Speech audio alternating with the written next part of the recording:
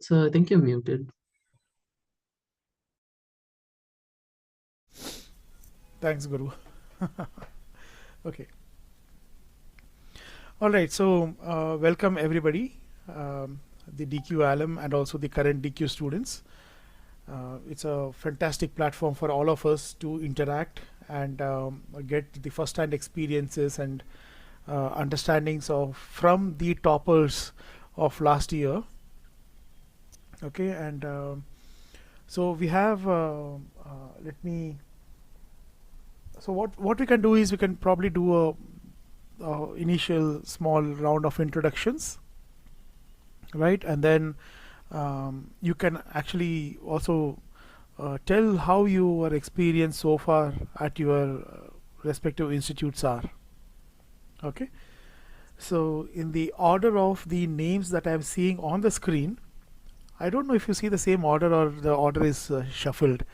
I think I can see Nikhilan first here.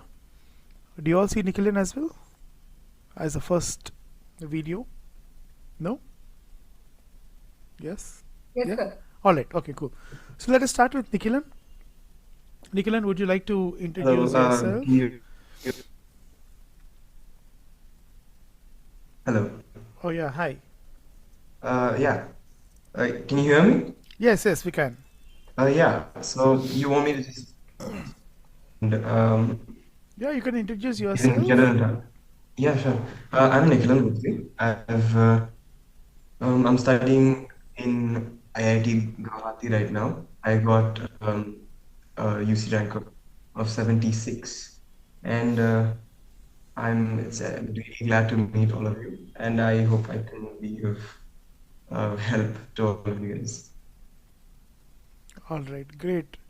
Yeah. So, how has been your experience so far in IIT Guwahati? So far, IIT Guwahati has been absolutely great. The campus is very, very pretty to say the very least. The professors are also very great. And to be honest, I can't say I've experienced it all because it's just been my first semester. But the first semester has been great, and all the assignments are very fun, and I've gotten to meet a lot of great people there. Awesome, awesome. So you are in Guwahati now or in Bangalore? And right now, I'm in Bangalore. Okay, okay, Yeah, okay. Awesome, awesome, awesome. Okay. yeah. So we have Ria Ray as well. So let me add her, add pin. Okay, welcome Ria. Good evening, Okay, sir. good evening. Yes. So let me go to the next designer, Pavitra R. Kamala. Okay. Yes, Pavitra, please Hello. introduce yourself and yeah. Yep. So I'm Pavitra. I'm currently in NID Ahmedabad, and I think it's really great to be back because I remember a year ago I was in the same meeting with some of our seniors, and Very now true. I've watched them walk around in the corridor, and it's great. Yeah, yeah, yeah. So welcome, Pavitra. And how was your experience so far at NID Ahmedabad? So, of course, NID is an amazing place, and I think it's a lot to take in, and it's very hectic, but it's the best place you could ever be. I would say it's the best thing that ever happened to me. Right. So, I've been doing a lot of like new things, and you'll never ever feel like you're not learning. So, every second there, you're learning something great. It's amazing. Okay, cool. Okay, so next, Manasvi. Hello, I hope I'm audible. Yes, you are. Yeah, so I'm Manasvi and I scored rank 9 in UCEED and rank 31 in NID. Right now, I'm currently studying in IIT Bombay, and so far the experience has been really good. I'm really enjoying the course, and the people there are really nice, and everyone is starting from scratch there. So, like, we're all learning together, and it's a really fun experience. Right, right. Awesome. Welcome, Manasvi. And Srihan. Hello everyone, my name is Shrihan. I got rank 13 in NRI category and I'm studying right now in NID AP, that is in Andhra Pradesh or Amravati. So my experience has been a mix of good and bad because you get like-minded people and there's a lot of pressure around, but there's not really that much distraction around because this is a pretty new campus. So like people always work, and it's great having people like who have like the same mindset as you. So yeah, that's about it. Okay, cool. Welcome, Srihan. Next is Lihal. Nihal. Good evening, everyone. I'm Nihal. I'm from IIT Guwahati. My UCEED rank was 60. Right, right. And your experience so far, Nihal? It's been a mixed bag, honestly. It's a lot to take in, and I don't think I can tell anything to justify all the or give it enough justice. But it's been a great experience here. The people here are really some people you need to meet, study. Like there are unique specimens in IIT Guwahati. Um, One of them is Okay. present with me. Two of them are present over here with me. Hmm. Uh, Otherwise, I would say academics are something you learn more from your seniors than your professors here. Right. I'll explain more along the meeting, I guess. Okay. Great, great. So welcome, Nihal. So next is Guru Kavin. Yeah, hello. Am I audible? Yes, you are. Yeah, okay. Hi everyone, I'm Guru, and yeah, I'm in NID Assam right now, so that would be NID Jorhat, and I think my rank was 61 after mains as well. And yeah, the experience so far has been pretty good. I mean, it's a lot of work and it's a lot to take in, much like everyone else's experience, but it's been fun, and the community and the people there are pretty much like what I imagined a design college would be like. So yeah. Hmm. Okay. Awesome. Awesome. Ria. Yeah. Yes. So. Um, my name is Rhea. I'm from IIT Guwahati. I got rank 10 in UC, and from my experience, it's a lot of work. It's a lot of assignments, and it's not really a designing college. It's more on the technical aspect of college, which wasn't what I was expecting. Okay. So it's a little bit of struggle here and there, but it's pretty fun. All right. Awesome. Awesome. Welcome, Ria. Nice to have all of you guys here. Now, the next Sunday we have the NID exam. All right. So just 4 days away, and of course the students so far they have been putting a lot of effort. They have done all that they can, and they've got all the last minute tips and etc. from our side. All right. But um, I mean, as usual, every year we meet. We basically facilitate this meeting between the toppers and the current year students. So all the students are here to hear from you. I'm sure they must be having so many questions for them. Okay, from them. I would request all of you to please use the chat window to type in your questions.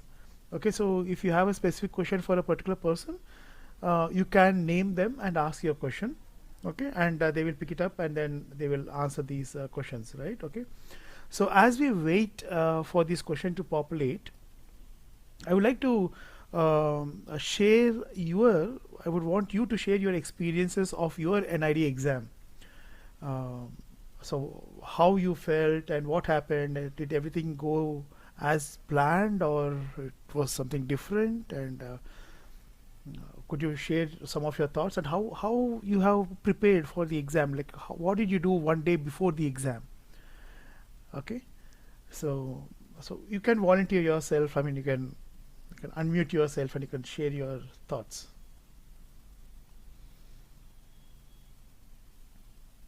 Okay, I'll take the lead. Sure. So I was sitting at where you guys are sitting around 1 year back, and nothing that the seniors could have told me could have prepared me for what I was about to experience. So I think each person has their own take at how the exam will go. Mine personally didn't go as I expected it to, and I don't think anything could have changed that. One thing I would suggest greatly is to reduce the nervousness you have before exam. So like go around, talk to people, parents, staff, chai wala, pan wala, who you find, and like establish some kind of communication over there. It really soothes your nerves, and you get a different perspective sometimes. You notice things which you don't because you're nervous, your adrenaline is rushing. So chill out, don't take too much pressure. You have been working for quite some time, and not many things will, change in the last week. So like watch a movie or something. All right. So you said the exam did not go as you expected. So what went right or wrong? So the thing was that next to me, I think the one of the top 10 AIR guy was sitting. So I looked into his paper mid exam and I freaked out. I was like, oh no, his paper is going so good. And Okay. then I started erasing and started changing things last minute. Hmm. And that was like the biggest thing. Okay. Okay. Yeah. Okay. Okay. Cool. Um, so anybody else would like to share? I think one thing that really helped me with the nerves is it's very important that in your last week of prep, don't do any past year papers. Hmm. So I think if you do papers and you start grading yourself and you start thinking about it, it all just goes wrong because if you get something less than what you expect, then your whole perception like oh मेरे को कुछ पता नहीं है and all that. So I would say do not stop sketching, of course, that you should do, but use that time to sketch for fun. So pick up some random thing that you've been wanting to do for the longest time. So don't do anything for your exam, do it for you yourself as an artist. So sketch what you like, watch movies as he said. Do fun things, go outside, don't lock yourself up in your room. So use that week to explore, and the night before do nothing, absolutely nothing. Just use it to convince your mind of your skill that you have, and that works out. So eat some ice cream, chill out. Yeah. Right. Okay. Yeah, I would like to add on to that. Yes. For my exam experience, the biggest thing is you have to calm down because I remember literally the day before the prelims, my hands were shaking. I couldn't like. Of course, I didn't do anything the last minute. I knew like I had to like calm down, but that stress of your exam will get to you. So you need to somehow like try to cope and like maybe talk to your friends, roam around, like as everyone else told, like watch a movie. And the most important thing is you have to sleep because I think one thing if I would have like if I could do it, I could try to sleep a bit more because of course the stress and pressure of an exam, you're going to write an exam for a college, so because of that I couldn't sleep the whole day, but I went to bed like around 8 o'clock, which is way beyond my time. I sleep at 2 or 1 o'clock, but I tried to sleep at 8 and I didn't sleep the whole night, just thinking that how will the exam go, how will the exam go. But once Okay. the exam is over, then you'll feel a bit better. But just try not to do much question papers because then you'll stress out yourself a bit more. Hmm. Okay. I'd like to add on to that as well. Yes, please. When we first went to our exam center, there were so many people sitting there with books open, looking through pages, all very last second. Okay. And it was really scary because most of us who were from DQ didn't do anything. Like we already finished prepping months in advance. Right. And it was really like last minute panic. Hmm. But that's not gonna help anyone.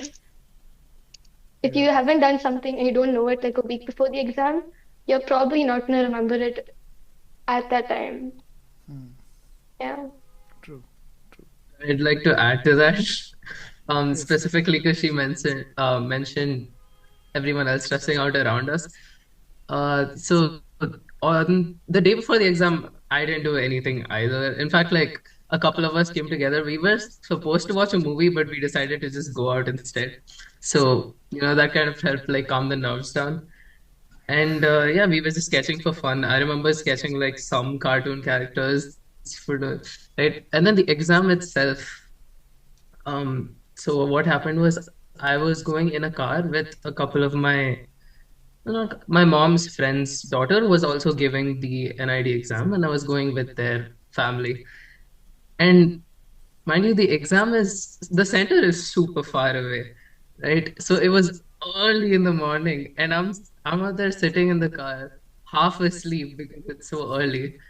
And the girl that also prepped for the NID exam, um, I fell asleep. I wake up, look to my right, and she's like there with like one big, like three books, like Manorama, Arihant, like it's all open. And my mom's like staring at her and then looking at me and wondering why I'm not the one prepping. Uh, and I was like, no, there's no point of this. And in reality, there is not. There's no. I was wondering what she was gonna like put in her head last minute. And yeah, I think that's really not the way to go for an exam like this. And also, I would say that like a lot of the seniors specifically told us to like try and have fun with the exam. And I never really understood that when they said it, but when giving the paper, I think that was the most fun I had solving any NID paper, mainly just because it was finally something new to solve. So yeah, that was my experience. Nice, great, awesome. I would like to add one line to this. Yeah. When you're going off to the exam hall, don't hang out with any BRDS or Silica kind of guys, because those guys will literally start freaking you out. They have these kind of big, thick materials. They'll just open it and stand in front of you. It's a bait. Don't go there. Chill out with a DQ person only, bro. Nice, I'd awesome. like to add to that. Yeah. As people said, ensure that you're in optimal physical condition, like sleep well before the exam, because it's going to be something you completely don't expect. So don't try to cram in information last minute. You need to like most of the questions like that I attempted.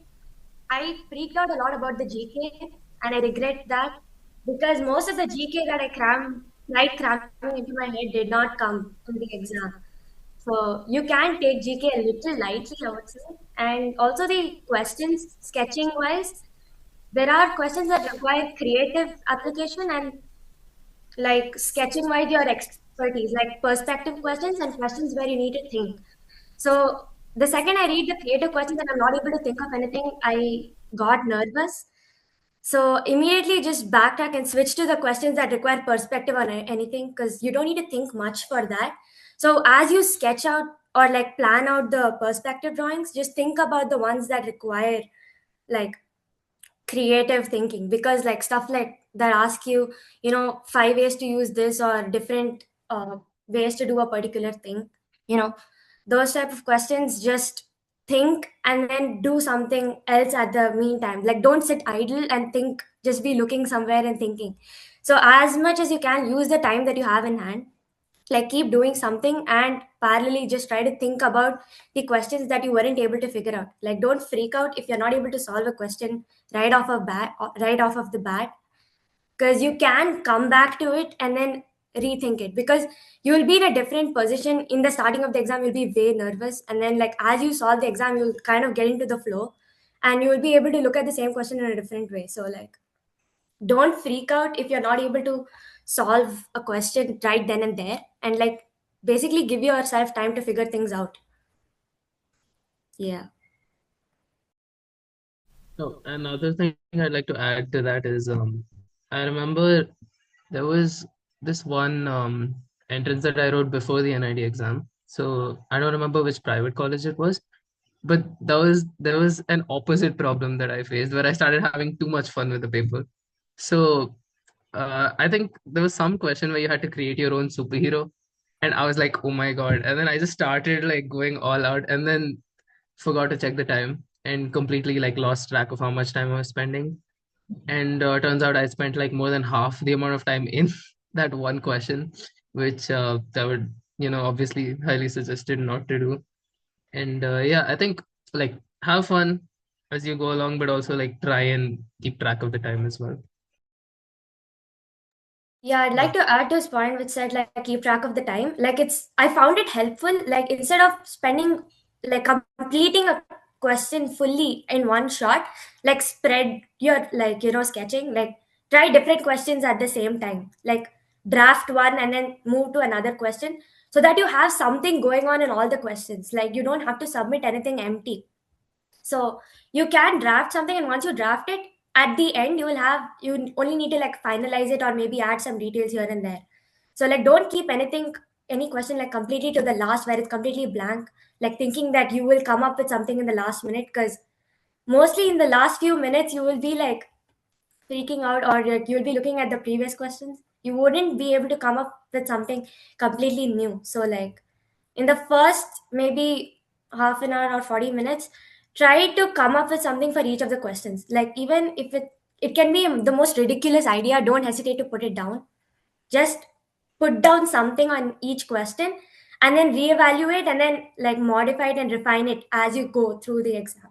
So you have something on every question. I think that kind of helped me like submit it on time, I would say. Yeah, I would also want to add a bit. So, time management is really important for your exams, and especially before, like, for different exams, there are different times. So, you have to first evaluate, like, how much time you're given. And as Manasvi said, like, try to sketch down something in each question so that later, if you don't have time, you don't, like, panic. So what I did was I also did it like the same way itself. Like I sketched down something, and afterwards when I had like the last half an hour or last 45 minutes is where I was adding the details to other questions, so that like you don't miss out any question. Because if you miss out on one question as well, so either that might have a lot of marks, but that, or that'll like haunt you for the time, like till you don't get your results, thinking that, oh, like I missed out on that one question. So that's also a very important thing.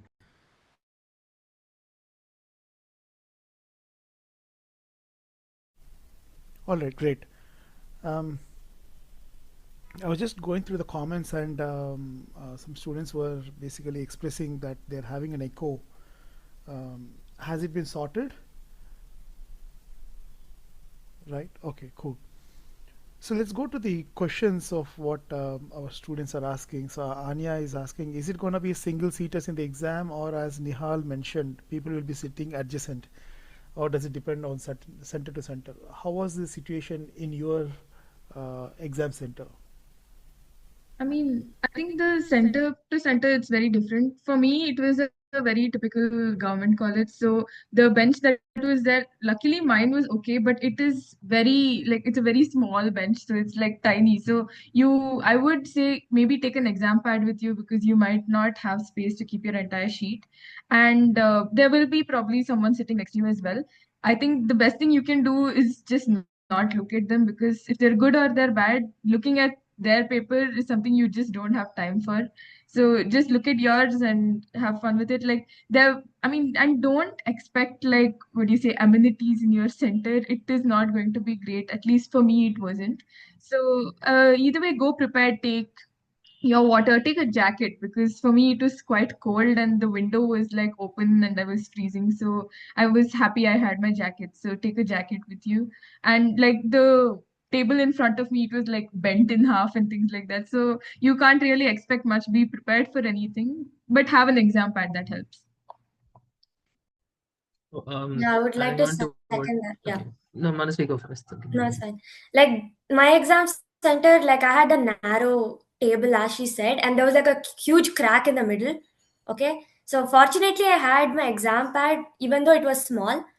But like, do carry it with you, and as she said, the jacket. Like it's really important because the tables were very bad, and even the chairs that you sit in, don't expect it to be really great. For me, I had a desk mate, like one person sitting next to me, and there was a clock in the room. However, you're not allowed to bring any clock or like, I mean, any watch with you. So, fortunately, my room had a clock.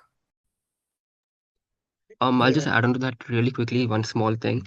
The pad you're carrying, just make sure it's transparent, because the invigilators over there are those typical like college invigilators who usually take exams for like engineering and like state subjects.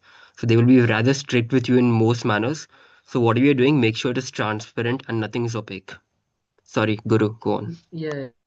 No, I was gonna say the same thing as you, like along the lines. So make sure like whatever you carry goes like along with the guidelines. I think Pavitra and Manasvi talked about like carrying your own jacket as well because it's cold. So for whatever reason, I think most centers will allow you to carry a jacket. Our NID center was like, I don't know, was slightly more paranoid than the other ones or something, but they started asking people to like remove extra clothing that they were wearing.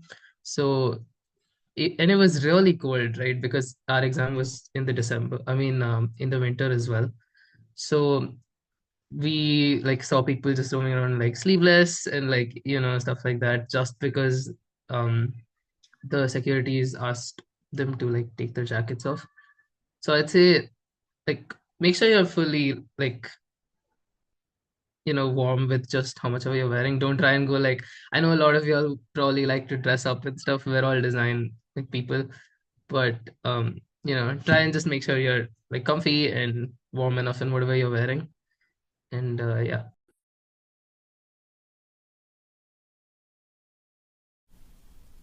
Yeah, Nikhilan, would you like to share your thoughts? How was your exam center, and what was the kind of bench that you got? I think the bench that I got, it was pretty good. It was not really bad, and I'd taken my exam pad obviously because we're supposed to, in case the benches and all turn out to be a bit worse than we'd expected. And that was a very good thing. And one thing I did notice on an unrelated note was that people had taken a lot of materials, color pencils, sketch pens, like the whole pack, even 72. I had taken just 12 color pencils, thinking I might not even need them. And in that place, I was overwhelmed because I thought people had prepared much more and then they were ready to use all of those things. And in the end, I figured out that that may not be the case and that comparing is not going to help us. Adding to his like, I took a whole bag, like an A3 sized like Ziploc full of materials. By the end of the exam, all that I had used was one 2B pencil, one 6B pencil, and a sharpener, and like a little bit of colors for only the posters. But yeah, you guys don't need to carry every art supply that you own. So yeah. I mean, adding to what they said, I think I was the person that they were scared of, the one who carried too much stuff. So, but the thing is, I am someone who likes adding color into my work. That's just who I am. So, I did carry a lot of stuff. But one thing that I would suggest you do is have one pouch which has all your essentials in it. So, not your entire, what do you say, 12 shading pencils. Have two of them and have one eraser, have one thing. All you'll be tempted to carry extra of everything. Like, oh, what if 32 color pencils disappeared? So I would say if you want to carry it, but keep a separate set of just your essentials. So just one fine liner, just one marker. Don't have too much because in that time when you're trying to find the right supply, it's going to be difficult. So sort it out and keep just what you need in one bag, and then everything else that you think you might need, keep that in a separate bag. Yeah, okay, cool.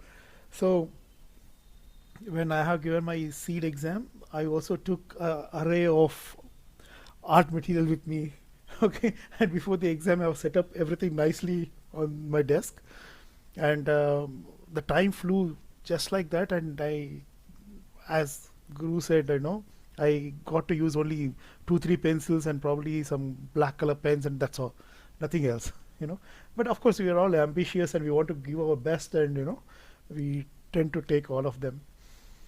Right. So the next question is Ananya is asking, were you guys able to finish all the questions, and how did you guys manage your time? Okay, so who would like to answer? I'll add, like, not add on, I'll answer the question. So what I did was for the UCEED paper, like I didn't do that well. So I did leave out a lot of questions. So that's where I did my mistake, and I kind of understood where I was lacking. So in the NID exam, I did my approaches kind of differently. So this, I don't only do it for NID exams, like any other exams I had, I do this, like even for the CBSE.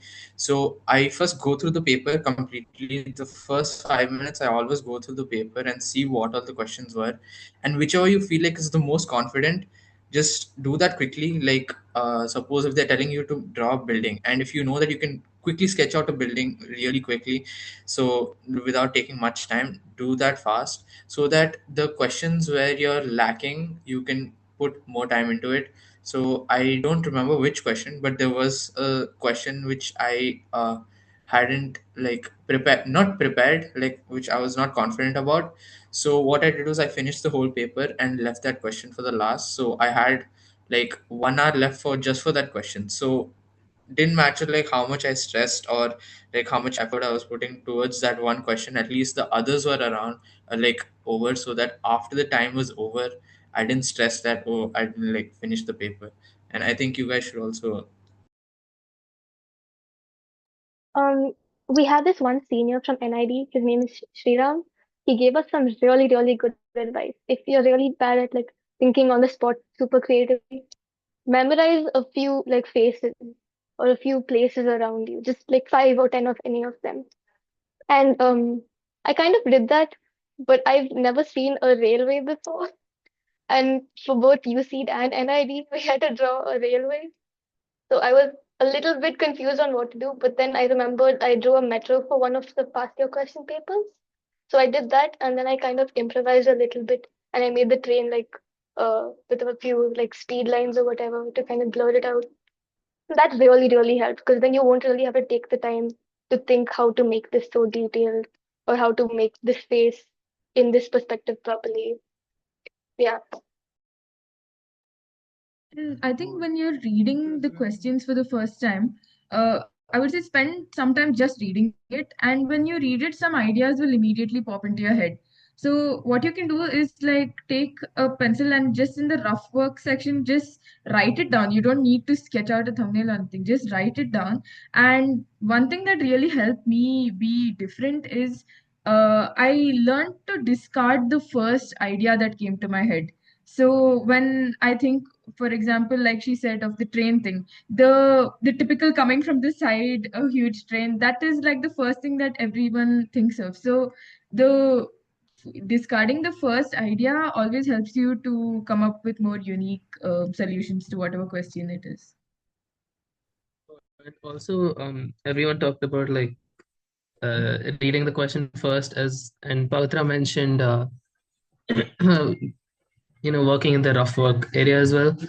A lot of, I mean, I went to DQ recently, and a bunch of people just asked me whether we get reading time and whether we get space to do rough work, and the answer is yes to both. So yeah, that's just a quick thing I want to clear out before people ask that as well. One more thing I'd like to add is attempting all the questions depends on the exam. Like in NID, they hadn't offered any negative marking. So you can freely go and attempt all the questions because you can give a shot. It's better to give a shot at everything because you don't know where you can get marks. But in UC, you have to be a bit more careful. You cannot like carelessly attempt every question, even though you're not sure of it. So I would say, um, well verse yourself with the marking scheme because some have like they vary the amount of negative markings for each section. So like the questions that you're absolutely not sure of, just leave them because if you know that you're not going to get it right, you're probably going to get negative marking and that will pull back your score. So like be careful about what you're going to leave and what you're going to attempt in UCEED especially, because I think for the first section, the one that requires a lot of math and all, like you can attempt it because it has no negative marking. But the rest of them, especially the ones with various options and everything, you have to be really careful because if you attempt many, like even choosing to attempt the correct ones can bring up your score. Because I left a bunch of questions and I was not sure about many. So I did not attempt the ones that I wasn't sure of. And I didn't know that I would perform well because I totally thought that I didn't do well in the exam because I left a lot of questions. But it turned out it wasn't the case. So, like, be smart about what you're going to leave, because if you're not sure, just don't attempt it and don't freak out about those questions. I would like to add something from my side as well. So as you guys might be aware that each of these papers has an objective side and a subjective side, right? In NID in particular, the objective side is up to you. So it depends on how much time you take to complete it, and the subjective side can stretch. So if you complete your objective side faster, you have more time for subjective. But UCD is not like that. In UCD, you have a set time given for objective and set time for subjective. So in an idea, I would suggest you to get over with objective really quickly. Like it doesn't take more than like honestly 15 minutes to complete your objective side. And after that, just put your full effort in subjective.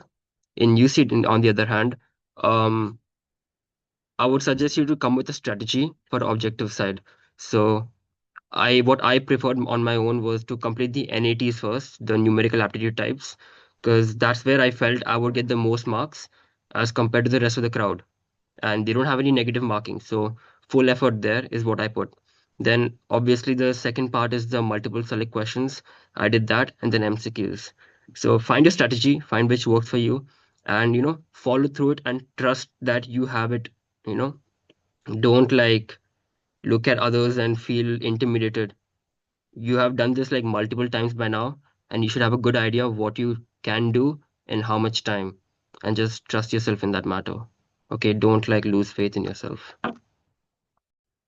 Oh, another thing is, y'all mentioned that what the subjective and sketching. I mean, the objective and sketching portion in NID is up to you.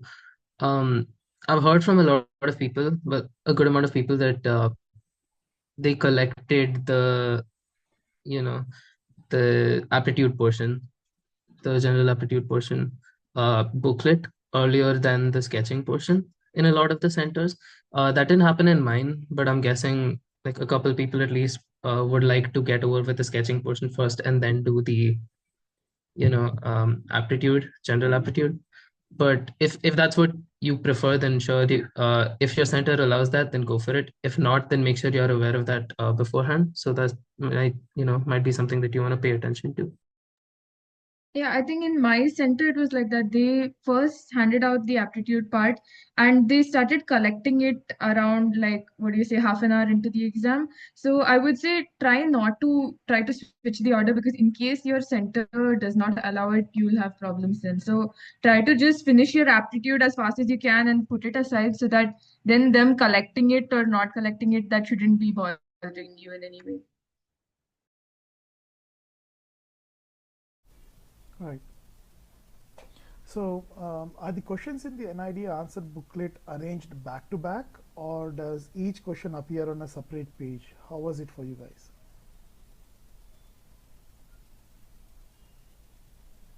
So the I think the whole both booklets, they were all arranged back to back, and I think a lot of people might think that there might be OMR sheets for the aptitude portion. At least there wasn't. It's just exactly how you'd see it on DQ, and the options would be given, and you'd have to take one. So the simplest way. And for the sketching portion, they were actually, I don't remember whether they were back to back. I feel like they were. I think one of the others could correct me on this. But yeah, and the sketching portion in the sketching booklet, like the area which you are allowed to sketch in, is very clearly given. Each question will be written, above the sketching space, and then there'll be a box depending on the marks and the allocated area. And yeah, it's actually very clear. So the second you see the paper, you'll be able to like justify how you'd want to answer it. I would And like read the question Yeah, I twice. did not sorry. talk to Guru. Sorry for interrupting. Just read the question twice, because last year a lot of people confused crow with cow, and they got a lot of marks cut. Okay, so read the question twice every time. Okay. Yeah, adding to Guru's point, I think like the best thing to practice for sketching is to not practice on exactly an A4 sheet, but a little smaller because, as Guru said, there are boxes, and the box can be even smaller than half of an A4 sheet. So only in the given box you can draw. You can't draw beyond the box. And also try to understand what you're trying to make and ideate, because in one or two questions we also had to write down few points on what we are sketching. Like one question we had to make a board game of some sort. So in that, in the first page we had to draw out like sketch out what board game we are doing, and also write down, I think, at least 5 points or something. uh yeah, so that's. Also, for the writing portions in any question that requires writing, there is space that's always additionally given. There's like lines where you can write. And another thing that I was reminded of when Srihan was speaking is uh, my UC paper. So I think most of the UC centers happen in like board exam, not board exam, but like the exams where you answer them on a computer, right? So there's a bunch of cubicles, and you would be sitting in a cubicle and answering your papers. For the objective portion, obviously it doesn't you know make much of a difference. But for the sketching part, I personally face a lot of struggles because since I was used to doing all my sketching on loose sheets at DQ, uh, it was I was used to turning the page around, right? I was one of those. So in our exam center, since there were cubicles, and it's a whole computer setup, right? There's a monitor, there's a mouse, there's a keyboard. There's not much space for you to freely move your page around as often as I would have liked. So that's again one of the things that you might not expect. So yeah. Yeah, so adding to the paper part, like in NID, just don't get any fancy, like both in NID and UC, don't get any fancy art materials because the paper is not very thick. It cannot take much art materials on it. Like if you're using color pencils or maximum brush pens, I think it will take it. But then, highly, if you're using anything more like markers or anything, it's going to bleed through. And even in UCEED, you're not allowed to use any color, if I'm not wrong. And for UCEED, I think they gave it for like solving the questions and everything. They gave this weird like tracing sheet kind of thing. So it was very thin and it was very flimsy. Okay, so in many of the questions, I just placed the tracing sheet on the monitor and then traced it and rotated it and did things like that to like get the answer faster instead of like visualizing it in my head. So I think you can do that. Like no, none of the invigilators stopped me from doing it. And because the sheet was very thin, like you could keep it on the monitor, and the monitor is like really flat in front of you.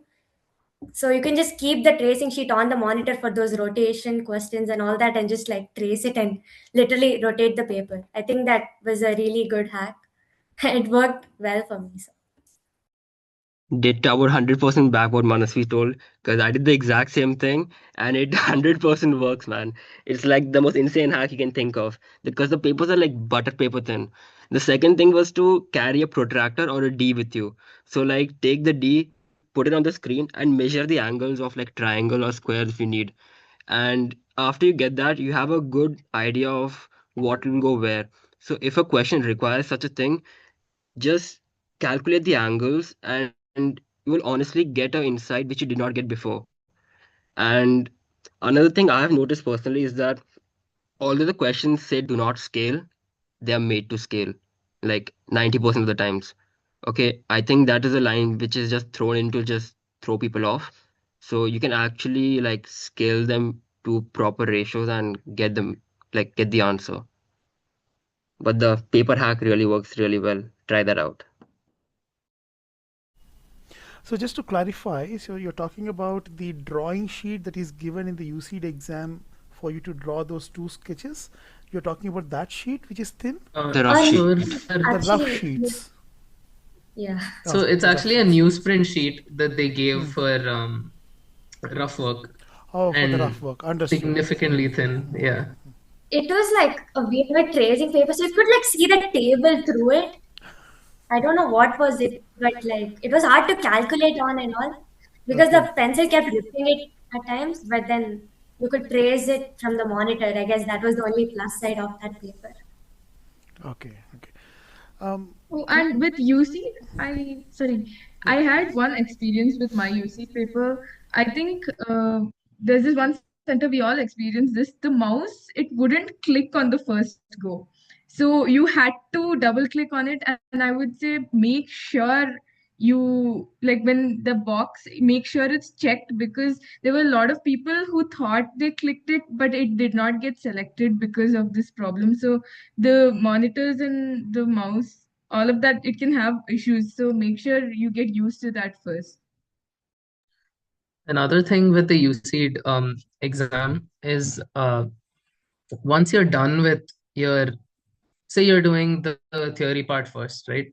Which you'll have to. But once you're done with the theory part, there's a slight option that says submit this to the server, whatever. And a lot of people, like me, the person, I mean, my cousin was sitting right behind, and she also didn't submit. So a lot of us were freaking out after the exam, thinking, "Oh my God, we haven't submitted like our answers." So once you're done with every question, once you're done with the whole section, there's a tiny button. So in a lot of the monitors, you had to scroll down to find that button, and a lot of us missed it. Luckily, I think it doesn't matter as much because like our scores got corrected regardless. But in case like y'all are supposed to submit it. In case y'all missed it, you don't have to worry. Like I remember, I was losing my mind for a solid chunk of the time after the exam, but and then I spoke to like a couple seniors, and they said that they had done the same thing, and they still got their theory and sketching both corrected. So yeah. Okay. Nice. So regarding the drawing sheet that they give, or the answer booklet for NID, in terms of the A4 size comparison, is it big, small, or if it is big, how big it is? So it's A4. It's proper I'm A4. pretty sure it was A4, maybe like slightly bigger, but I think it's around the same size as an A4. The sketching area is like, I'd say, a centimeter, maybe a little more than a centimeter off of the borders. That's if the whole page is being used. And for questions like we had this one question where we had to give out four outcomes, and we had to do three like panels of whatever. So for those, the sketching area for those will be drawn as well. So most of the time, you are sketching in like a space that is less than an A4. So yeah. Right.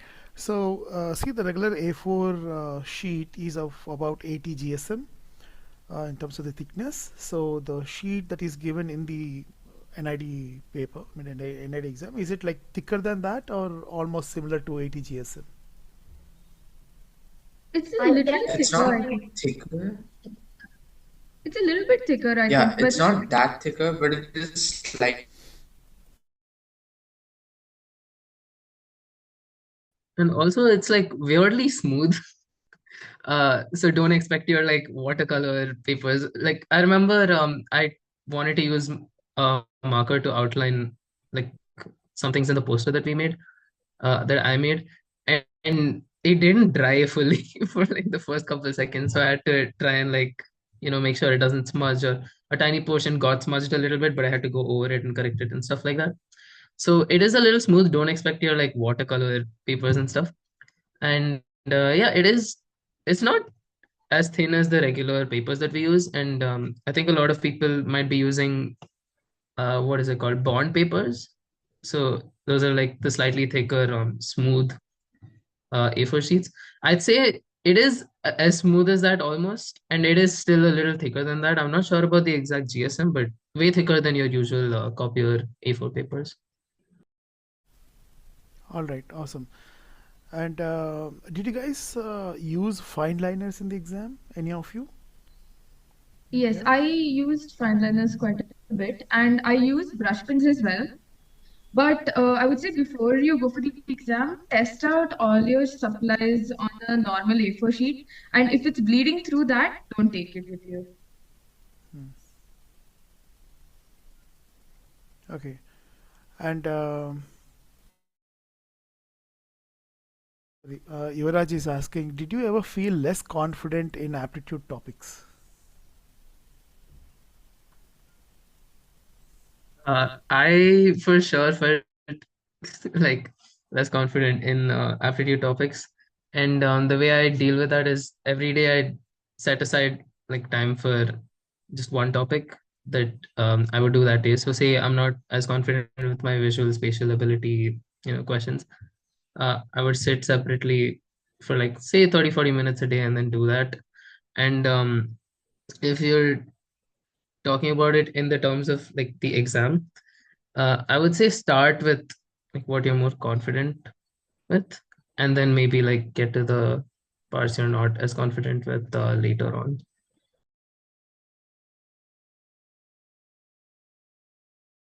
I think regarding the aptitude, most of them, right? Like there were people who were solving it with very fancy formulas, and but most of the questions just required you to reimagine it in a different way. Like most of the mensuration problems, you had to just rearrange the shapes that exist on the screen, and you would get a whole shape, which has a very straightforward formula that you've probably used in 10th grade. But like otherwise I felt that by hiding a lot of formulas, like especially very complicated ones, if you're not good at remembering them, don't try too hard remembering it. In fact, like try to reimagine the question in a different way, because the whole point of the question is not for you to learn very complicated formulas, but it is to for you to visualize the question in a different way. So yeah, I think that really changed for me, because I'm not very strong in my aptitude. So I had this like tiny book where I noted down like the main formulas, and then I used to just go through it in the last, like before the exam. So I think that helped me out.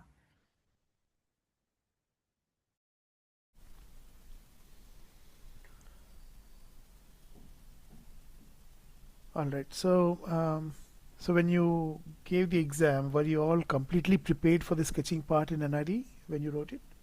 When, did you do a thorough You practice of it? can never be completely prepared. So the thing about NID is no matter how prepared you are, you're going to go sit there and they'll throw something at you that you've probably never thought of in your life.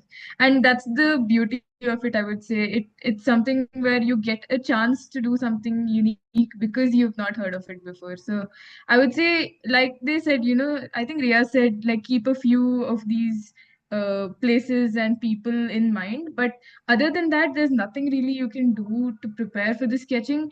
I would say the most important thing for NID at least is make sure you show your personality in the paper, because that's what they're looking for. They don't care how good you are at sketching or anything like that. They care about how much, what do you say, how much unique creativity you can bring to the table.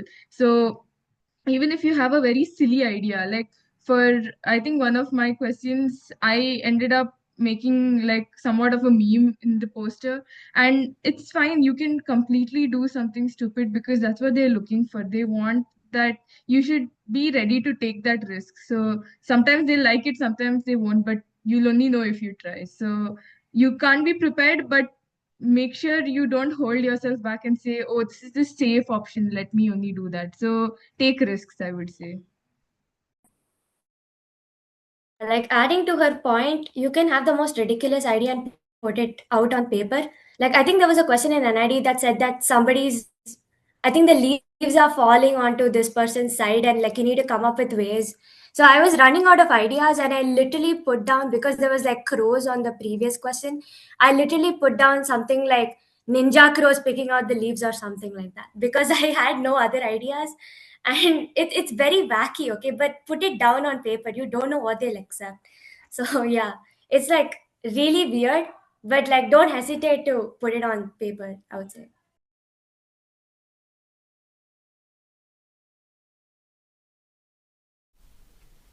All right. Um, so again, questions related to your sketching aptitude. So, was there a point where you have drawn something and then you kind of realize you have made a mistake and you try to correct it or something like that? or were you all perfect in what you were doing and you have done the perfect answer as you just been prepared? Okay, I would like to answer that question. So, as everyone else told in the previous questions, just mark down what you think. Of course, it won't be perfect as how you imagined, but at the last few minutes, like if you have time, is where you can do the changes. Because if you put all your time into just one question, thinking that you haven't done it exactly how you wanted, you might not even get the result that you want, and you might miss out on the other questions. So that's what even I did. And of course, like you can add on more details and it won't be as perfect, but uh, as everyone else said, you should have your own style and your own ideas. uh, then it doesn't matter how perfect you are in sketching, how perfect you are in perspective, how perfect you are in human drawing. You just have to be able to like put paste your idea into the paper. This is what is the Yeah, I think so adding for on to what my Sriharan, okay, no, no, sorry, go Guru, on. go on. Yeah, yeah. Stone paper scissors, Okay. whoever wins starts. I can't see your screen. I think you Okay. win. You should go. All right. So adding on to what Sriharan told, uh, I think I forgot what I wanted to say. Guru, carry on. Okay, so my paper, we had this one question, the crow question. So I'm guessing a lot of y'all have solved it already. But it said we had to draw a crow's what point of view, right? Eyeing a juice shop, whatever. And I don't know what spark came in me, and I wanted to answer the question in 5 point, which by the way is wrong. Like birds don't have a fish eye view. I found that out after the exam, but it worked out well for me. How? Because uh, that was one of the earlier questions in the paper, right? And I'm guessing most of y'all are solving the paper in the whole run one, run two, run three, whatever format that Sir probably told you all about. And I was doing the same thing. And so I was going through all the questions in my first run, and I like jotted down where I like to place my elements in that question. And it was obviously in like a 5 point format, like I said before. And then I flipped the page to see this beautiful 150 word long written question that I think took most of us by surprise, and a lot of the time went there. And I realized when I came back to my second run that I cannot solve this 5 point sketch in the time that I had left. So I had to make like adjustments and try and finish the sketch in the allotted time, which kind of saved me from the whole 5 point being wrong thing. But uh, thing is, when you're answering the paper in multiple runs, I think it's easier to make corrections, especially when you're drawing something out, you don't really realize what's going wrong. And then when you come back to it, maybe you find something that's uh, wrong, maybe not wrong, maybe you thought of something else, maybe you want to convey it differently now, or you realize something that you'd like to do in a different way. So I think doing the whole paper in different runs could help with you know correcting your mistakes as well in more ways than expected. Yeah, Yeah, go ahead. sorry. Uh, Tackling what both Sriharan told and Guru told, don't lay all your eggs in like one basket, spread it out. Um, the last year's NID paper had this one huge paragraph which came from a book called The Courage to Dislike or something. I had read that whole book beforehand itself, so I directly skipped to the question. I just wrote the answers because I remembered the whole book. But not everyone is as lucky as me in some parts. So when it comes to such parts, the runs really help because you get elements from different questions which you can mix match.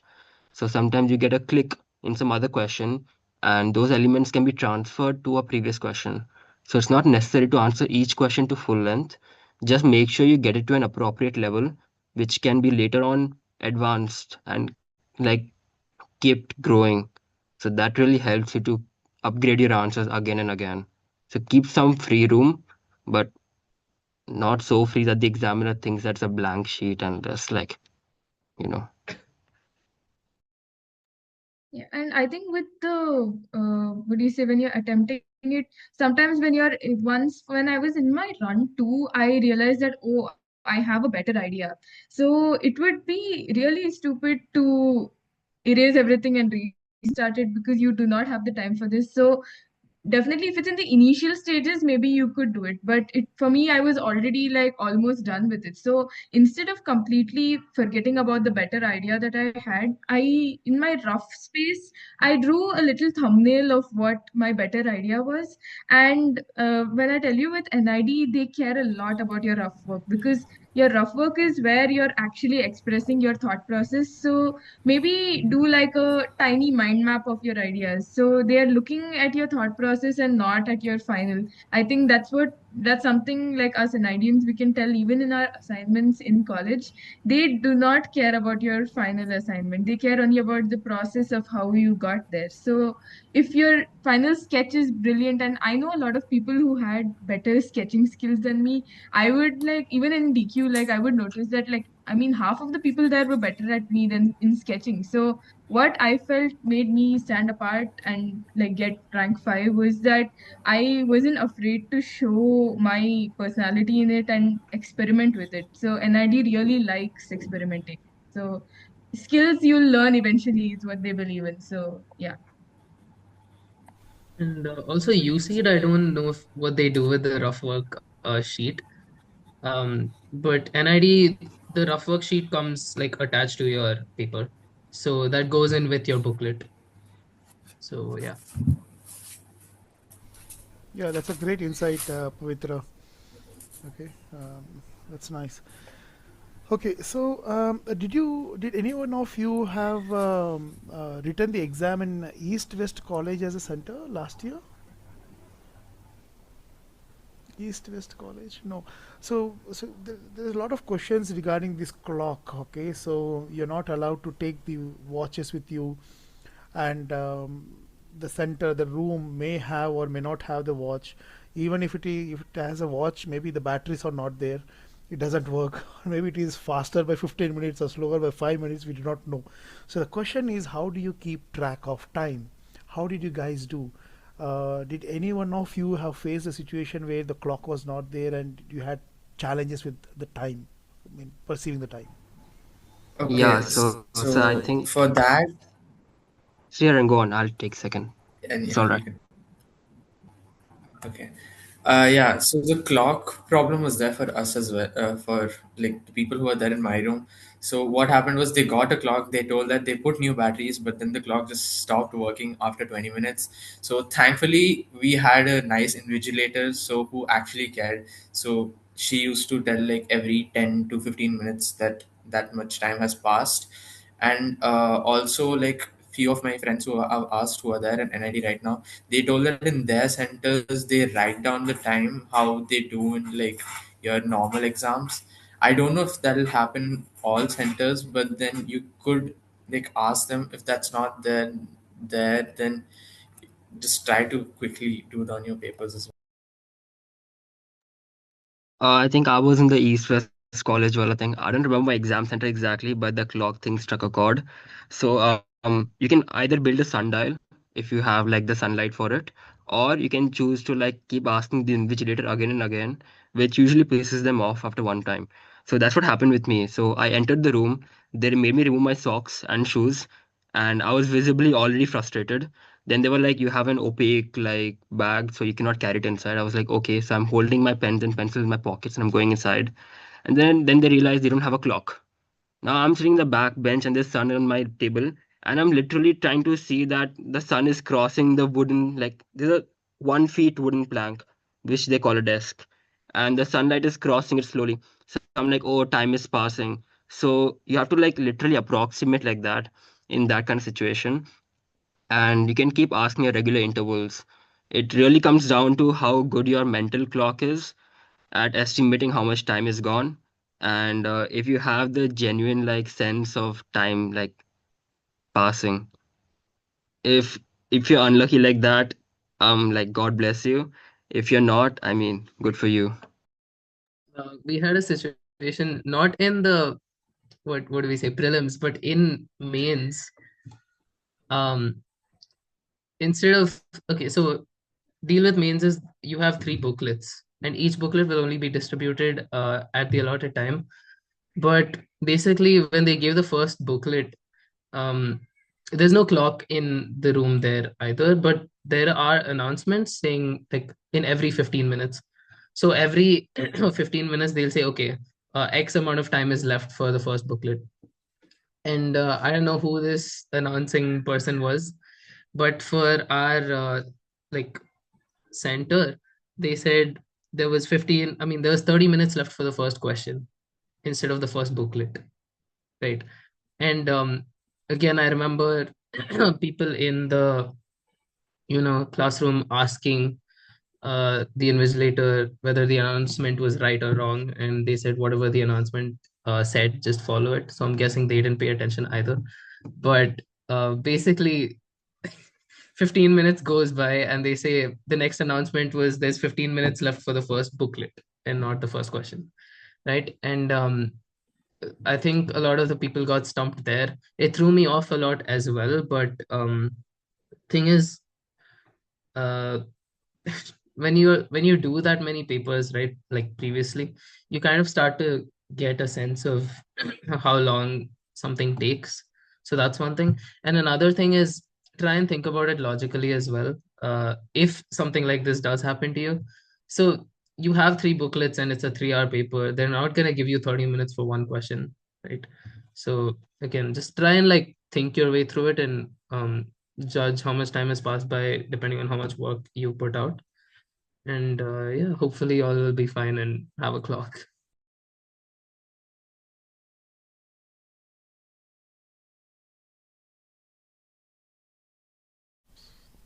Right.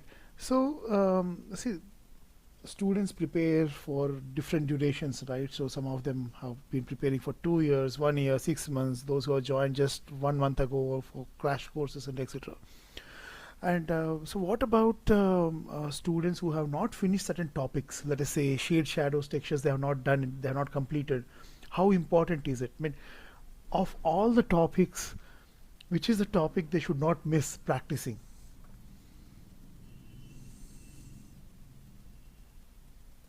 To add on to that, personally, I joined pretty late. I think Mr. knows that. I joined like very late and I was in online class most of the time. The things that I really focused on were perspective and human figures. Mostly, these two things are some things that you cannot miss at all. Textures are not highly important because they are looking for the idea, not your sketching. Because in NID, at least the friends I have there, they will almost teach you everything you need to know about the actual skill that's required for being in design. But they're looking for the kind of people that think out of the box. So to put that idea on paper, you need to be able to do that. Textures and shades may not be the most important topic that you might need, but perspectives and human figures and like the main points, I think you guys are all aware of that. Those would be better if you focus on that right now, if you still haven't covered the other parts. And another This thing is is, okay, yeah, go on. yeah. Sorry. Let's just start the stone paper scissors thing, bro. Yeah. Okay.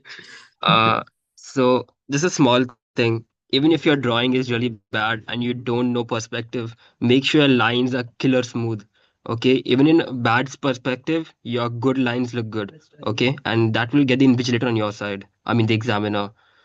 So make sure that's good. All right. Line work, very important. And also in regard to like the whole like skill factor, like people have already mentioned, they're not looking for the best artist in the world. They're trying to look for your ideas. And especially with stuff like perspective, they're not going to track each and every line and make sure it connects at the same vanishing point, right? um but what they are looking for is your basic understanding of perspective. So say a line is supposed to go from this point to this point, it doesn't have to match, but just all the lines that are meant to go to the vanishing point on this side, just in the general direction. At least I don't think people are gonna sit and scrutinize and check which is going in what direction. And as for the topics that have to be covered, humans in perspective, they've already mentioned. I would also say that theme sketches are very, very, very important, especially for UCEED, because in UCEED, usually there's two questions. One is a product based creative type question, and one is a theme sketch, right? And generally, if you cover humans perspective and theme sketches, you should be able to like be able to cover the other areas as well. um, because say you're doing a product sketch, your perspective applies in that. Whether say you're drawing how a product is being used, your humans will be added in that as well. So when you do these three topics, most of your work is done. I'd say nowadays though, for NID, uh, we do get a lot more of like 2D graphic type questions as well. There are a lot of posters, especially in the recent NID papers. So I would say, even if you're not done, because I know 2D graphics was a pretty big module for when I was solving it at least, and there's multiple modules for it. Just try and make sure that like you at least look at some works, make sure you look through all the Gestalt principles, and try and find hacks like that that you can, sort of use in the exam as well. Um, Actually, I Yeah. have another, sorry, one second. I just have a small tip to give for the people who are struggling with the theme sketches for UCEED. For that, what I realized was when I was seeing like artists' work, instead of making all the objects, lines, and walls according to the perspective, when you add things that go against the perspective, it gives it a more natural and organic feel. So it makes it more real, whatever theme sketches you're doing. I think the people who all wrote you see before can agree with that. So whenever you give like objects that do not go according to the perspective, that are probably like shifted a little bit so that their lines don't exactly align with the perspective, it gives it a higher sense of reality, because if we see around us, there's nothing that's going to be exactly perfect unless you have OCD and that's your house. So yeah. Yeah, I think as Nikhilan said, I think you should remember the fact that perspective is actually an imaginary concept, and in real life, it does not actually apply. So, as he said, so if you're having a room, make sure, okay, your bed and your walls and things like that should be in perspective. But something like a small potted plant in the corner, that need not be in perspective. So, as Nikhilan said, that does help it look much more natural. Yes. Okay, so as everyone said, perspective and human figures and theme sketch is important, but I would suggest just go through, even if you're not practicing, just go through the topics that are missed out, because I've seen like previous papers, they don't have importance on one topic, but in other papers they have importance on another topic which you might have not done. So maybe just go through it so that you at least have a brief, so just in case if that comes up, you'll at least you'll like understand what to do there. Because if you haven't gone through the topic, and then you'll miss out, and then you'll like panic a bit. Just adding another point here. Don't be afraid to overlap two objects. A lot of people usually put one object here, one object here, one object here. Don't do that. It's all right to mush these three together. It gives a greater sense of reality. Okay? Put a tree pole, like a pole in front of a tree, put a dog in front of the pole. It's all good. It adds more realism to it. And I'm not sure what this technique is called, but I think there's a technique called Da Vinci line technique or something, which is used to blot out places and give it like a sense of texture in a very, very easy manner. Just check that out. It may help you out. And another thing about adding depth with the way Nihal has mentioned is not everything in the paper has to be perfect, right? Um, as a designer, and maybe even an artist, when you're answering a question, you want the viewer's eyes to go to a certain place, right? So try and pay more attention to whatever that subject of your answer is. This is one thing that I did personally, is like I played around with line weight a lot. So whatever's closer to me will be thicker, whatever's farther will be thinner, lighter lines. And I mentioned using a darker pencil to, outline the things that I want the attention to go to immediately. And a lot of the times this helps you save time as well. So when I would answer something, whatever's in, um, say, the foreground, or whatever I want the subject of the whole, illustration to be, I would detail that and make sure that's darker. And a lot of the things in the background were more of just like silhouettes and blocks to fill up space, and um, you know have lesser details. And this helped me save a lot of time as compared to how I would answer it before, which is make sure everything has like the same amount of detail. And yeah, I think this is a pretty good trick to save time as well as make your viewers' eyes go to what you want them to look at. Yeah, I think I did the same thing what Guru said, but except I use line weights, but I also did the same thing using colors. So I mean, it's impractical to try to color in all your work and all that. That's just not going to happen. So for my poster and things like that, the most important point I was trying to convey, I just took like one brush pen and I just added like a highlight and a shadow with it. So just for my main subject. So I think that really brings it out. So even if all your elements are all in black and white, just having your central element having a tiny bit of color, and it need not be any tacky colors, even like a light gray, or like even if you do like a tiny like tinge of yellow or something like that, like even tints like that, that just really helps out. So try to enhance what you're trying to show. So wherever your strength is there, try to show that those points are highlighted, and everything in the background, that way it'll just be far away. So even if you end up making a mistake, people won't look at it immediately. So what's good, make sure that pops out in your paper. Yeah, adding to Um, Guru and Pavitra's point, I think, yeah, you can. Like, what I did was for the railway station question, I wasn't very sure as to how to draw a railway station. So, all the technical details were not right. So, it was lighter in the background, and I put way more detail into the foreground that were the people. So, I focused on their expressions, their clothing, how they're interacting with each other, and trying to create like a sense of like some kind of environment and story going on with the people, so that you don't pay attention to the background, which I kind of messed up. Okay, I didn't know how to draw a railway station and everything, so I kind of like smooth over the bad technical details with this by putting more detail into the stuff that I wanted to get your attention on. So I think that's really helpful, as they said. Yeah, that's very interesting. Sorry for interrupting. Coming back to the technique I talked about, it's called Van Gogh's pen technique or pencil technique. Just notice how he blocks out huge areas of space with very less strokes. You might need that when you're blotching out big parts of a paper which are empty, just to give some kind of depth or like weight to that area. Yes, sir.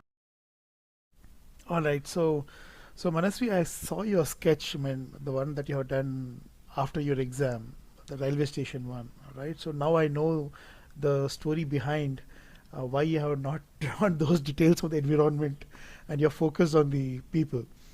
And in fact, I have been, I mean, getting to know that many of the students, they have not gone to railway station. I'm quite surprised. Okay, so they're not studied these environments.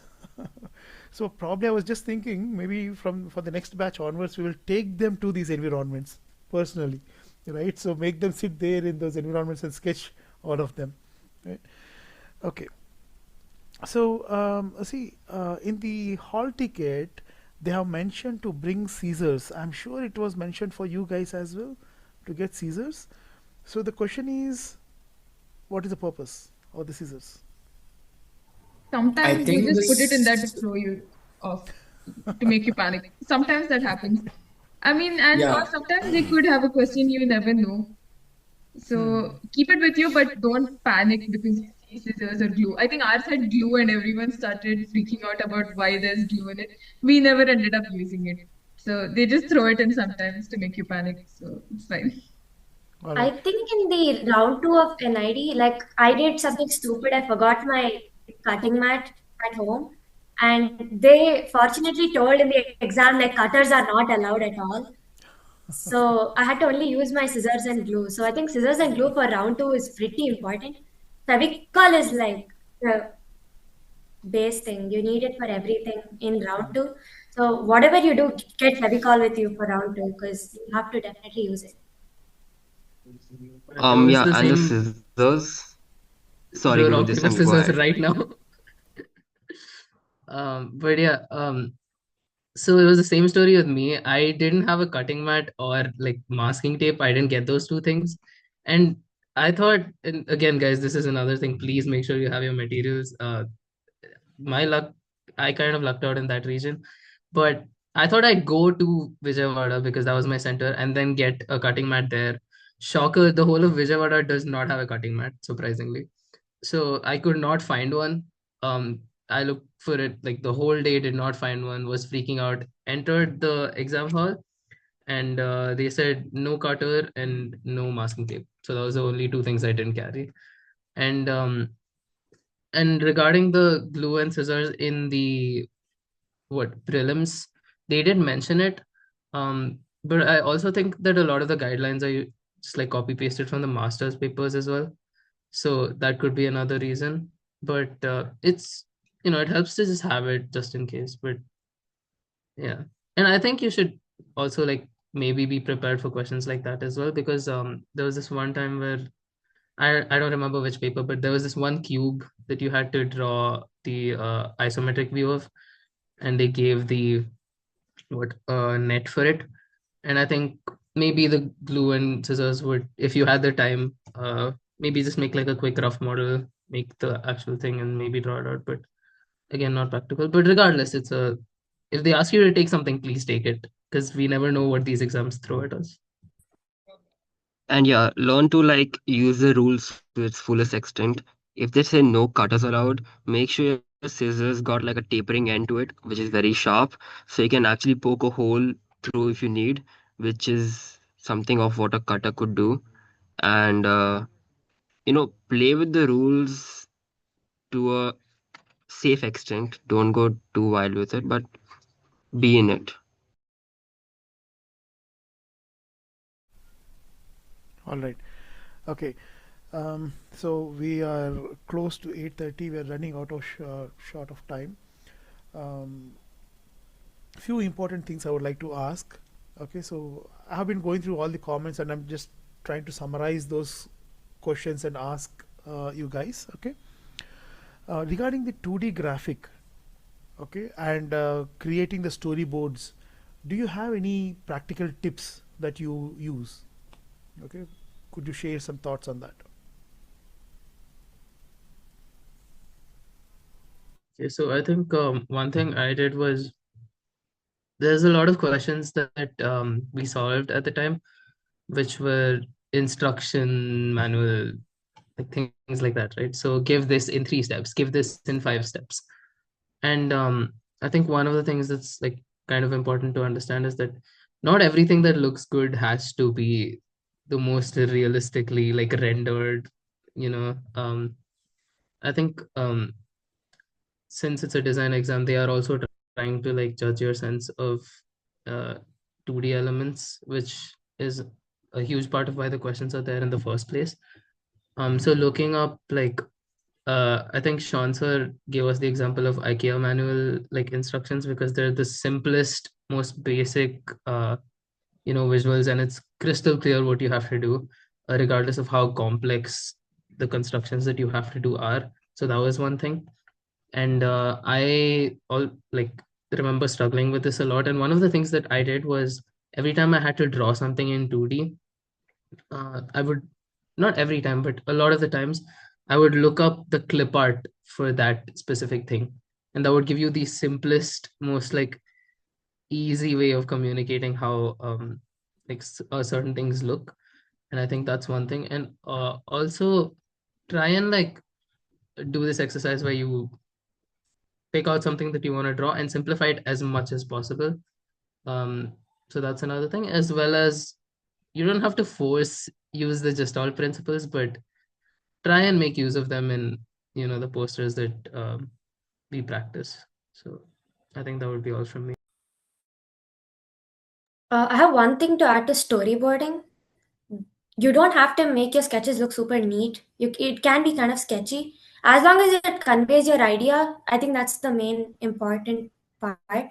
You don't have to make it look extremely pretty or very refined, because my storyboards were very sketchy, and in fact, a portion of my hand had smudged over the sketch and everything. But then, if you looked at it, you could see what it conveyed. I think that's more important for, especially for storyboards, because it's not the final product, it's about how much information can you convey through it.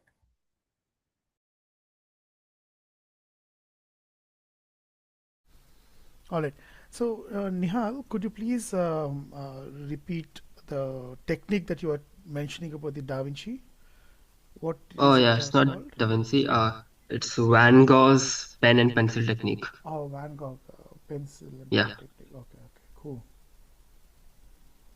All right. So, some questions like, okay, can you draw next to the question? Like, if there is a question and you're ideating or maybe trying to understand that question, so can you do some sketches or small rough lines next to the question on the paper? Is that allowed? I think it's allowed, but I think it's suggested to do the rough work in the rough work section itself. Hmm. Especially since they've given that space for you. But I think you can also like mention what question you're doing the work for as well.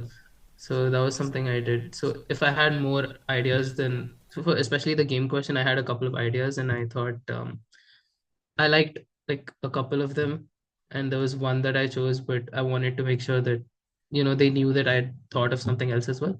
So I just wrote down the question number and then drew out whatever I had in mind for that. I think on the paper, since they've given a specific box, and if there was enough space outside the box to sketch, I maybe would have used that, but there really isn't. It's barely like a little over a centimeter. So right beside the sketch, what the question I don't think would be a good idea. All right. Okay, cool. So there are many questions that are coming in, but I think it's a time to conclude. Uh, so I have a last question for you. So when the result came and when you saw the result, what was your reaction for prelims? Honestly, for prelims, I think most of us can relate that none of us even thought we would make it.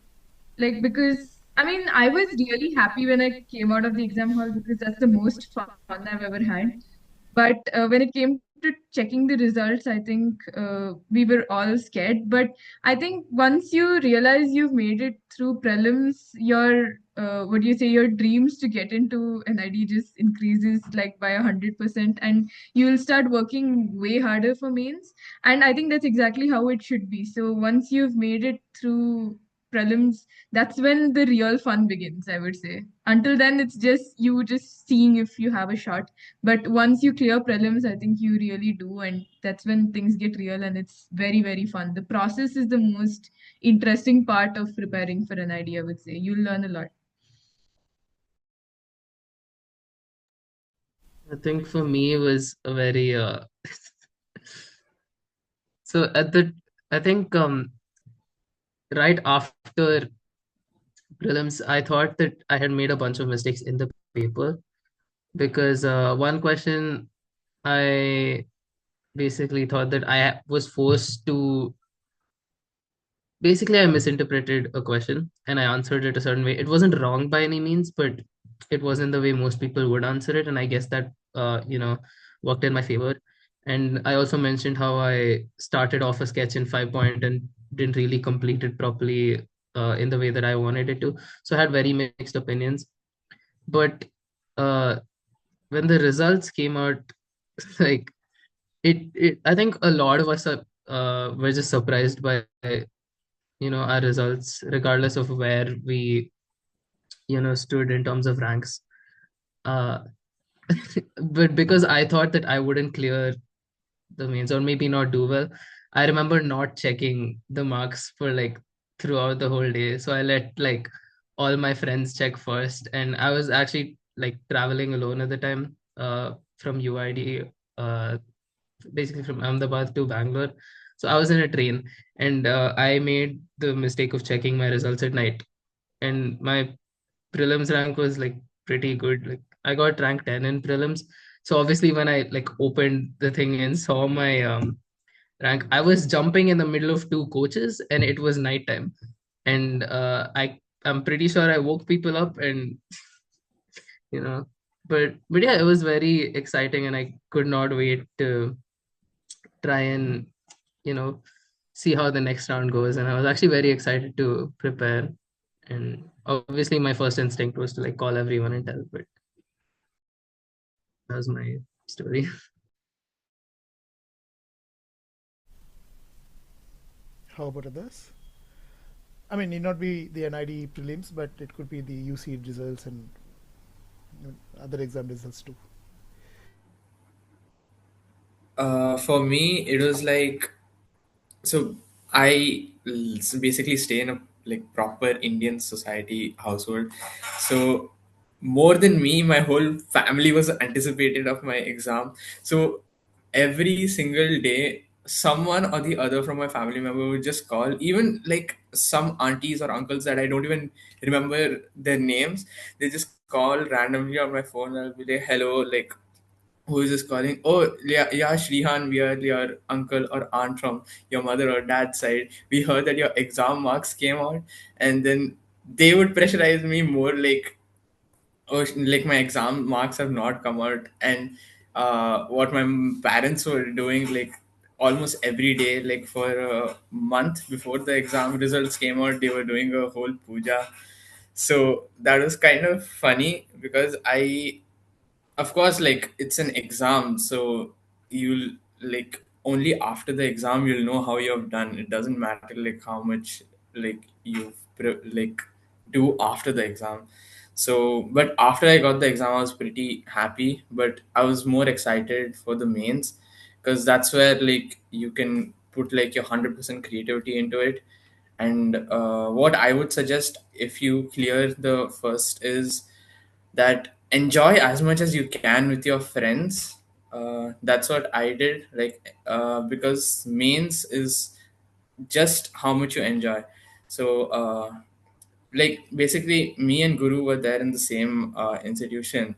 So what we would do is that right after the class we would like walk till the station, like where we used to like go leave from.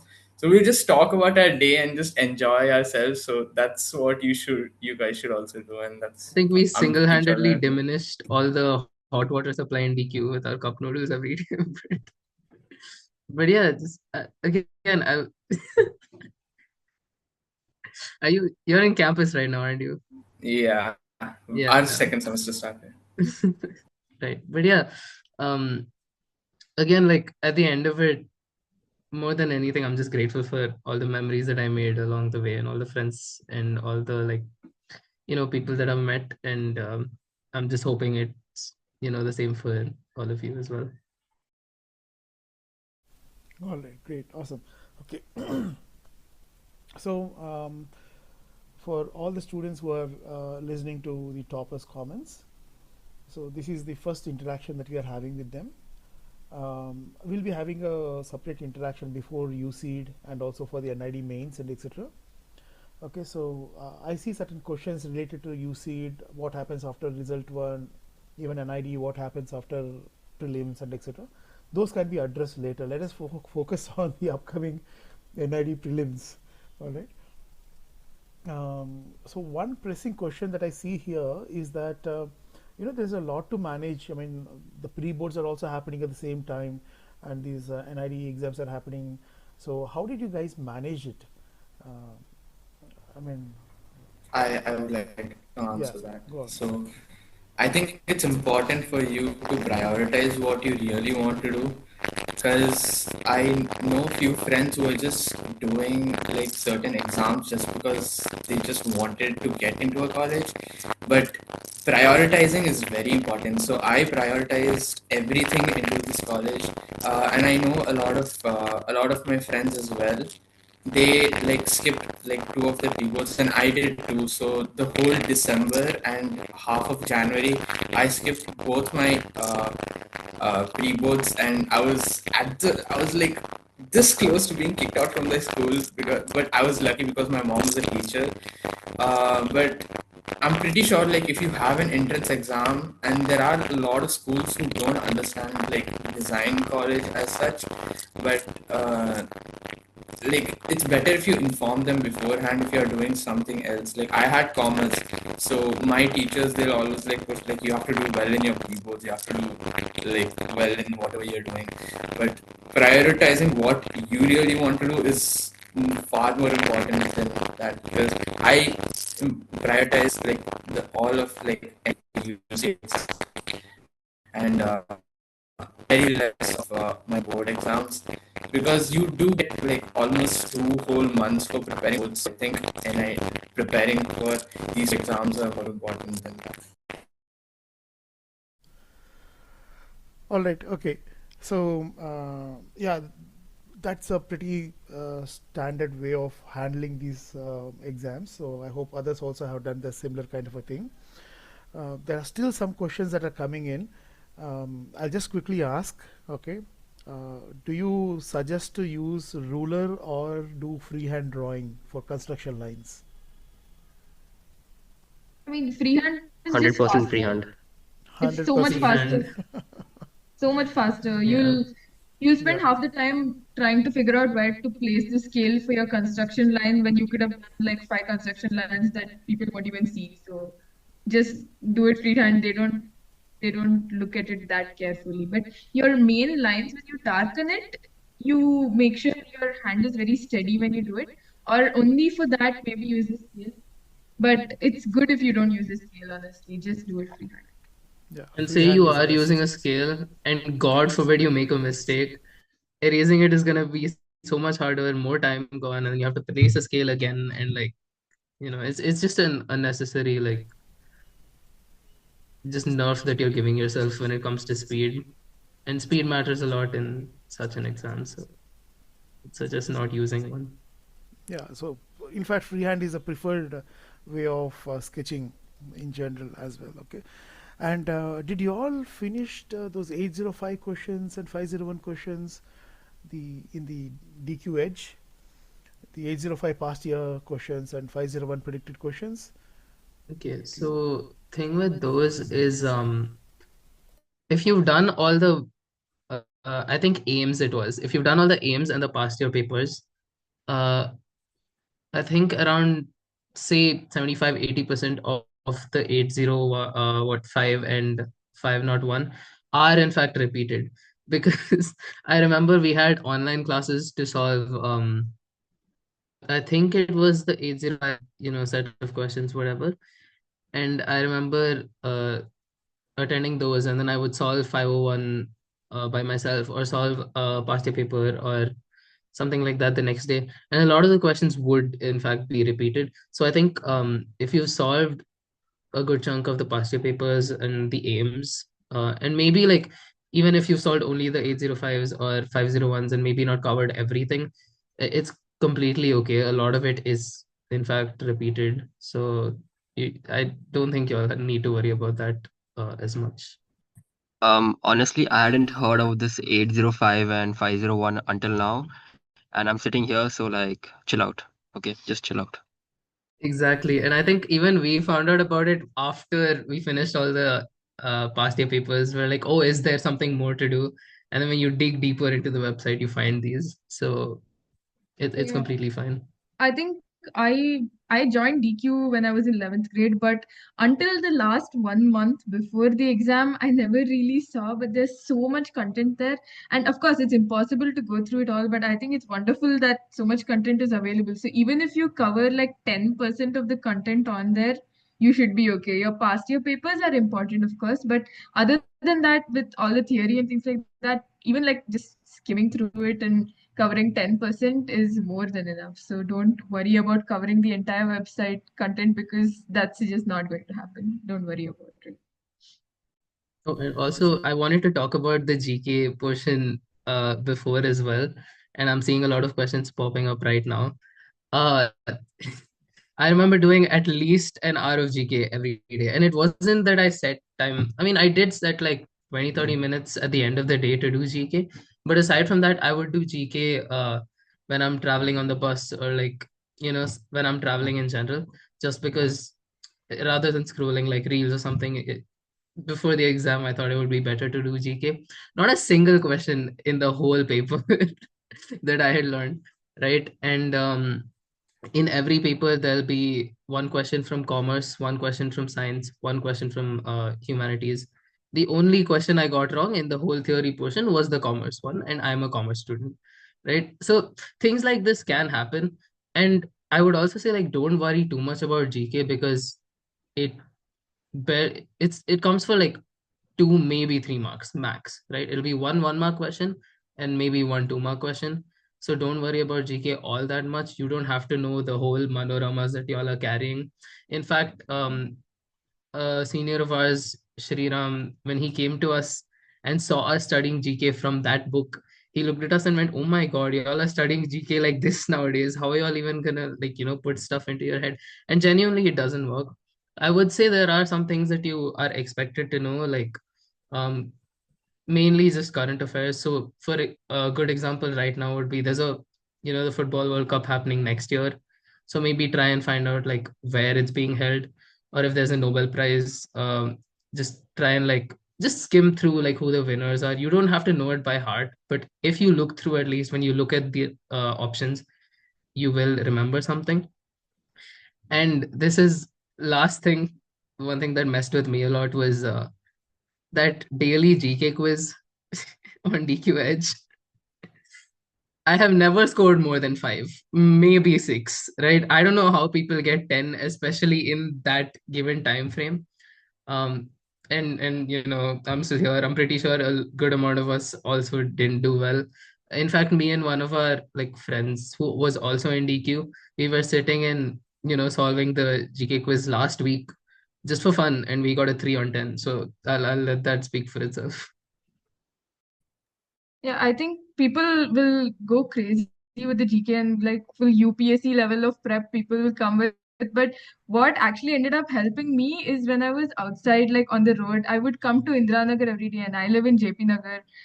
So in the last 2 months, so what I would do is I would look outside, and that's what really helped me. Like while walking to the center, I think these logos, observing things like that. So we had a question where it was something about the ICICI Bank logo or something like that.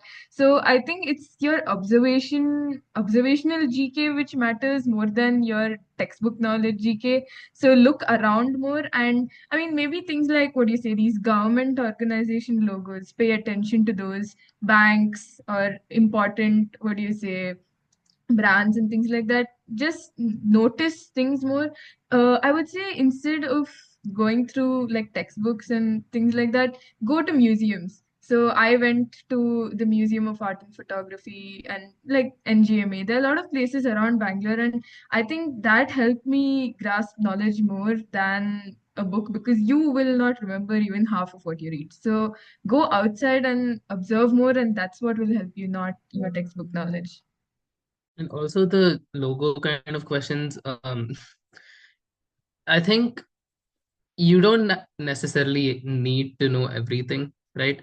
Sometimes it comes to like maybe common sense, or sometimes it's just your like design knowledge, because the other options for the ICICI questions that Pavitra mentioned were straight up like horrendous. There were like pieces cut out of the logo. There were two eyes. I mean, there were two dots for one letter, so stuff like that.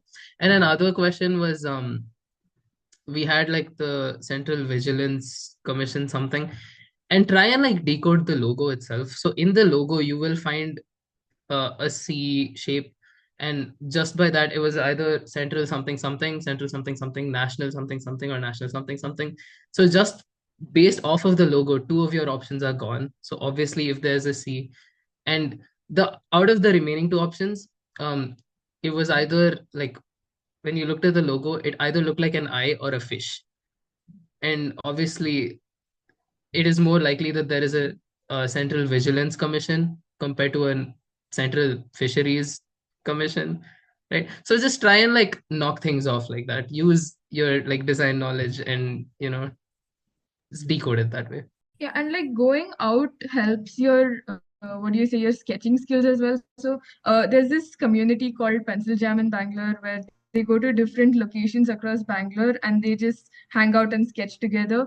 And I used to go for that a lot. I still do. Even now, when I came back for break, I've been going to each and every one of them.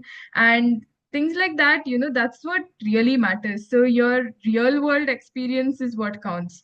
So do things like that. That's what will help you out. And speaking of like the pencil jam stuff, I don't know about the other NIDs, but those are the experiences that genuinely make up like who you are as a designer. We in our campus, we have this thing called sketchwalks, which is basically the same thing. So every week or every other week, when somehow everyone's free, we put out a poll on where everyone wants to go, and people drop in suggestions, and we go to the place, live sketch. And this isn't even like a college thing. This is just how the people there are. This is a student like unofficial communities, and you'll see a lot of these. You'll see like across different NIDs. I'm sure there are different communities, and it's just a good it's good for you if you build up these habits from now itself, because they do genuinely help a lot more than you guys think they do. So yeah, just a thing to look on. Okay, um, so it was a great interaction. Okay, so uh, I see that some of you are um, chosen to remain silent, and I would like you guys to probably give one final thought in terms of maybe one final suggestion or one final motivation quote or whatever to help the students who are giving the NID exam on the next Sunday. Okay, so we'll start with Manasvi. I would say if you're like right before the exam, just take a break and relax. Do stuff that relaxes you. Don't go near the prep materials or anything related to the exam. And like honestly, when you go for the exam, don't take the exam like your life depends on it. Like try to have fun with it, as many people already said. I don't think I have any more extra points to add. Cool, Manasvi. Ria? Yeah, like everyone said so far, the only thing that matters is having fun. All of us had fun with the paper. That's where we like maxed out our creativity in the exam as well. If you stress out now, you're really not gonna be able to think of anything during that time. Yeah. All right. Nikila? So the first thing I like to say is expect the unexpected, because you really do not know what you're going to get in any of these design papers. They're going to test your creativity, and whatever you expect, that will all go down to the bin. And regarding nervousness and like what all you have, so there's a small story. When we went for round two of NID, me, Pavitra, and Manati were basically there because we knew each other, because these were the only people I knew who went to Ahmedabad to write the exam. So because I realized that we were all like very, very nervous. So what we did was, this was like very random, and I do not know if you guys are supposed to do it, but we just basically started like criticizing people, like how they entered, what kind of behavior they have, and we just laughed over it, and it was kind of fun because it got us or our focus off from the exam and allowed us to remain a little bit more calm and composed and more at ease in that place. And then that, I think that helped a lot. Cool. Srihan?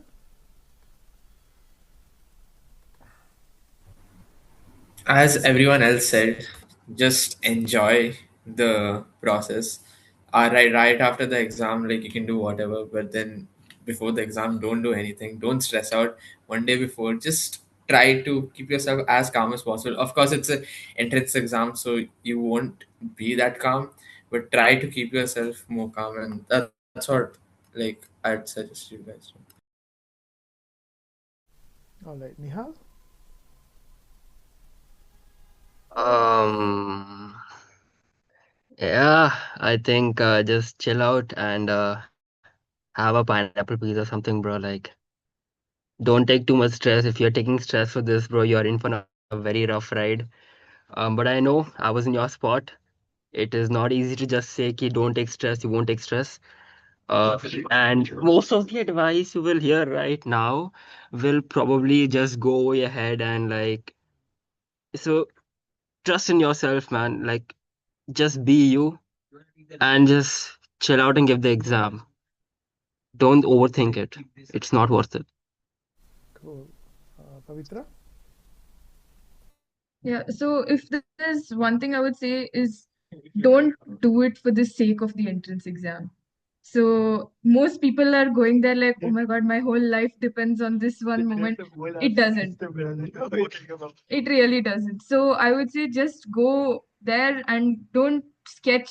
When you're going for the exam, don't go because you want to get in. Do it because you deserve to do well in this because you've been preparing for it. So just do it because you love sketching, you love design. Do it for the sake of it. Don't do it because, oh, my exam is there. So just have fun with it. And I would say, even after you finish your exam, don't stop sketching because that's what is really important. Do the things you like, don't do it for the sake of the exam. That's what makes it all good. Yeah.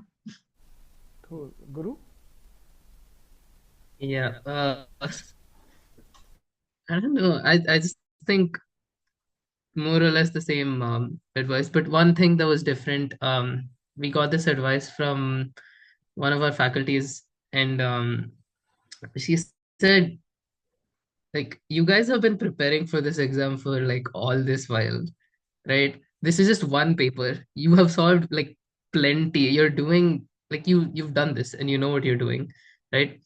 So go there and in her words, she said, show off, right? This is your, this is your field, this is your thing. Just try and, show off. Do it not because you want to get into NID, not because you want to be an NIDN or an IITN. Do it because you're a designer. Have fun with it. It is a design exam at the end of the day. And yeah, just, you know, if you got your friends, be with your friends. I remember one thing that helped me calm down the most was our prelim center was a girls' college, and so we kept making like the guys kept making like a bunch of jokes, and we genuinely had like a hard time trying to figure out where the boys' washroom is, and like just stupid stuff like that. That tries and like that tries like try and keep yourself calm and cool, and just at the end of the day have fun. And I think that's the best advice that you'll get for an exam like this. All right. Awesome. Awesome. Okay. Okay. So, thank you guys so much for taking time and interacting with the your juniors. Okay, and we wish to organize more such kind of interactions in the future. And yes, so and we wish all the students who are giving the exam all the best, and you will do best. Okay, so be your own selves, enjoy the exam. No need to get panicked. You have done what all you could do so far. Okay, and as Guru Kavin said, show off what you got, right? As a designer, not to become an IDN or something like that, right? Okay. Okay, cool. So with that, thank you all so much, and wish you all the best. And I would like to thank Jyoti ma'am for organizing, bringing all the toppers together, and making this session possible. All right. So Thank you, sir. yeah, thank you so much. All right. Okay. So with that, I think we are recording this session, and we'll be making this session available on YouTube channel. And yeah, so somebody who has not been been able to be part of this, they can probably view it online too. Okay. Okay. Cool. So with that, all the best, all the toppers, all the best for your future, your exams, your journey as a designer. Okay. And thank you so much for being here. Bye, guys. Thank Excuse you, me, sir. sir. All right. Who is that? Dakshin, sir. Dakshin. Yes. So, in entrance exam, they'll ask very logical questions. Need not be. I mean, need not be logical. So they're basically trying to see your creative ability, design ability, and how you're able to communicate your answers. right? So So I saw in YouTube attitude and all, sir. They are asking logically. So that's why I'm asking. I mean, if you take the UCEED kind of questions, yes, there are certain logical based questions too. Yes. So, what is your question about, Dakshin? So they will ask more mathematical and visual and spatial ability questions. No, I think, I think who answered, either Pavitra or Maniswini, she said that, see, um, these are not mathematical questions where you can use formulas and answer, but you have to visually decode those shapes and the geometry and etc. Okay, so in fact, they expect you to visually find out the answer, not by using a formula or something like that. Okay, Dakshin? Yes, sir. Thank you, sir. All right. Okay, cool, cool, cool. Okay, guys. So, count of three, I'm gonna leave the room and you also can, okay, leave for the day. All right. I'd like to say one thing for everybody. All the best for your exam, guys. Do great. Bye bye. Yeah, okay. Bye. Bye, bye.